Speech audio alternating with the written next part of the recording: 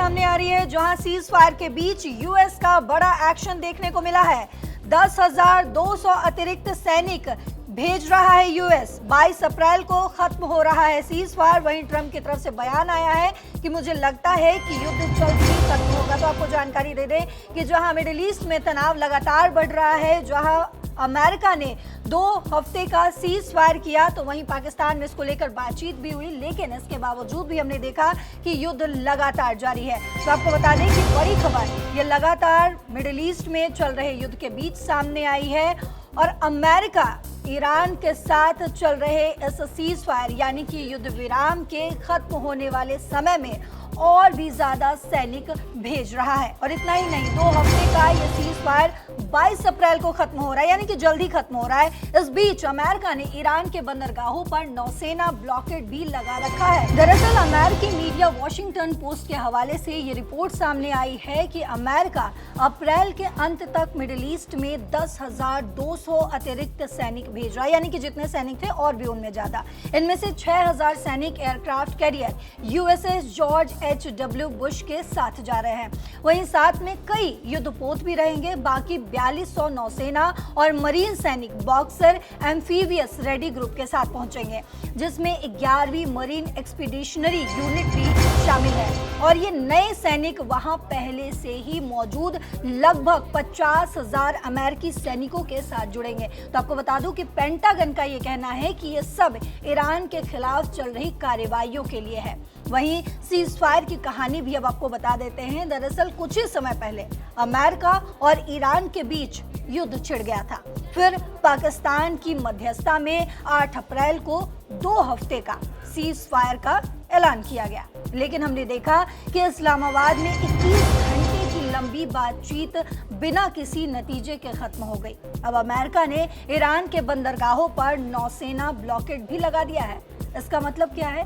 इसका मतलब है कि ईरान के जहाजों को बाहर आने जाने में बहुत मुश्किल हो रही है। अमेरिकी सेंट्रल कमांड का कहना है कि ब्लॉकेड शुरू होने के 36 घंटे में ही ईरान का 90% समुद्री व्यापार रुक गया है। ईरान की अर्थव्यवस्था का बड़ा हिस्सा इसी समुद्री व्यापार पर टिका हुआ है। ईरान की सेना ने इसे सीज फायर तोड़ने की तैयारी भी बताया है। ईरान के सैन्य कमांडर अली अब्दुल्लाही ने कहा है कि अगर अमेरिका ब्लॉकेड नहीं हटाएगा तो वे फारस की खाड़ी, ओमान की खाड़ी और लाल सागर में किसी भी देश के निर्यात आयात को नहीं होने देंगे। उन्होंने ये भी कहा है कि इससे ईरान के व्यापारिक जहाजों और तेल टैंकरों की सुरक्षा खतरे में पड़ जाएगी। वहीं अगर बात करें अमेरिकी राष्ट्रपति डोनाल्ड ट्रंप की, तो उन्होंने कहा है कि ईरान के साथ युद्ध बहुत ही जल्द खत्म हो सकता है। अगर ईरान समझदारी दिखाए तो बात बन जाएगी। उन्होंने फॉक्स बिजनेस न्यूज चैनल में कहा है कि मुझे लगता है कि ये बहुत जल्द खत्म हो जाएगा। अगर वे समझदार है, वे यानी कि ईरान, तो जल्द ही ये युद्ध खत्म होगा। ट्रंप ने यह भी कहा है कि युद्ध खत्म होने के बाद गैस की कीमतें बहुत गिर जाएंगी। तो आखिर दोनों तरफ की स्थिति क्या है, अब वो भी समझते हैं। आपको बता दूं कि अभी बातचीत फिर से शुरू होने की उम्मीद है। वहीं वीकेंड यानी कि शनिवार रविवार को अमेरिका और ईरान के बीच नई बातें हो सकती है, उम्मीद जताया जा रहा है। कुछ मीडिया रिपोर्ट्स कह रही हैं कि सीज फायर को बढ़ाया जा सकता है, लेकिन अभी कुछ तय नहीं। ईरान का कहना है कि वे अपने हितों की रक्षा करेगा। वहीं अमेरिका का कहना है कि वो सभी विकल्प खुले रखे हुए हैं। अगर जरूरत पड़ी तो और भी कार्रवाई हो सकती है। तो मिडिल ईस्ट में अभी भी स्थिति काफी तनावपूर्ण है। एक तरफ सीज फायर खत्म होने वाला है, वहीं दूसरी तरफ अमेरिका अपनी ताकत बढ़ा रहा है। ब्लॉकेड की वजह से ईरान की अर्थव्यवस्था पर भी लगातार असर पड़ रहा है। तो आपको बता दूं कि सिर्फ असर ईरान, अमेरिका और इजराइल पर नहीं, बल्कि तमाम देशों पर भी इसका देखा जा रहा है। अगर हम बात करें तमाम देशों की, गल्फ देशों की अगर बात करें, तो गल्फ देश भी जो है इसमें कहीं ना कहीं अप्रत्यक्ष रूप से शामिल हो चुका है।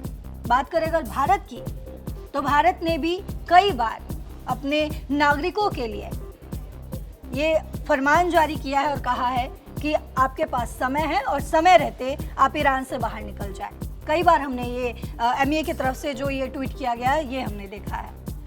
इसके अलावा अगर बात करें पाकिस्तान की, तो पाकिस्तान भी अप्रत्यक्ष तौर पर इस युद्ध में शामिल है, चाहे वो सऊदी अरब के साथ डील हो या फिर ईरान को अपना भाई और दोस्त कहना।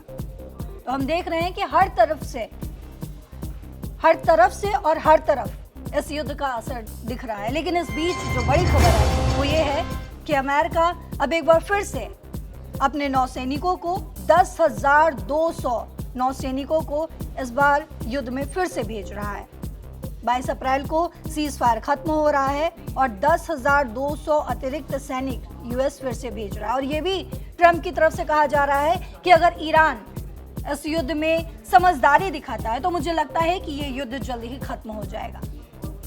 लेकिन हमने देखा कि दो बार इस युद्ध में अभी तक डोनाल्ड ट्रंप की तरफ से ये कहा गया कि सीज फायर लागू किया जा रहा है। इसके बावजूद भी हमने देखा कि लेबनान पर लगातार हमले होते रहे और उस हमले की वजह से ईरान भी चुप रहने को तैयार नहीं है।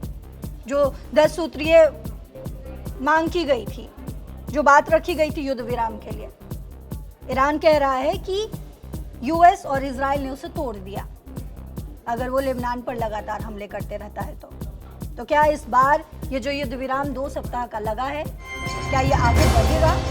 क्या डोनाल्ड ट्रंप रुकेंगे?